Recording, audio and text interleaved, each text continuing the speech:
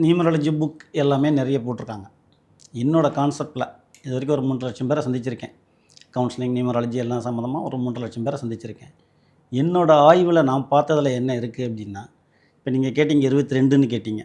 அந்த 22ங்கிறது ஆணுக்கு ஒரு மாதிரியாகவும் பெண்ணுக்கு ஒரு மாதிரியாகவும் வேலை செய்யும்.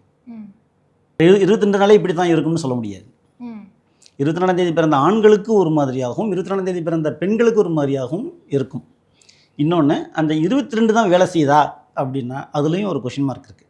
என்ன அப்படின்னா, அவங்க பிறந்த தேதியோட டோட்டல் தேதி, மாதம், வருடம் 3ஐயும் சேர்ந்து கூட்டி வர்ற ஒரு டோட்டல் இருக்கு இல்லைங்களா, அதையும் பார்க்கணும். அதுபோக பேரையும் செக் பண்ணணும். இது எல்லாத்துலேயும் ஏதோ ஒரு எண் தான் ஸ்ட்ராங்காக வேலை செய்யும். அதுக்கேற்ற மாதிரி தான் அவங்க குணநலன்கள், குணாதிசயங்கள் இருக்கும். அதுக்கேற்ற மாதிரி தான் அவங்க செயல்படுவாங்க. அவங்களோட ஆக்டிவிட்டிஸ் எல்லாமே அதை பேஸ் பண்ணி தான் இருக்கும். அப்போ அந்த பேரில் பிறந்த தேதி இருக்கிற 22 மட்டும் அந்த வேலை செய்யும், இது அந்த 2 மட்டும் தான் வேலை செய்யும்னு கிடையாது. இன்னொன்று என்ன அப்படின்னா, நிறைய பேர் பேரை மட்டும் தான் பார்ப்பாங்க.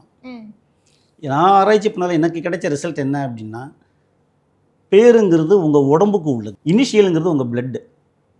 அப்போ உடம்பு இனிஷியல் பிளட் இல்லாமல் வேலை செய்யுமா? வேலை செய்யாது.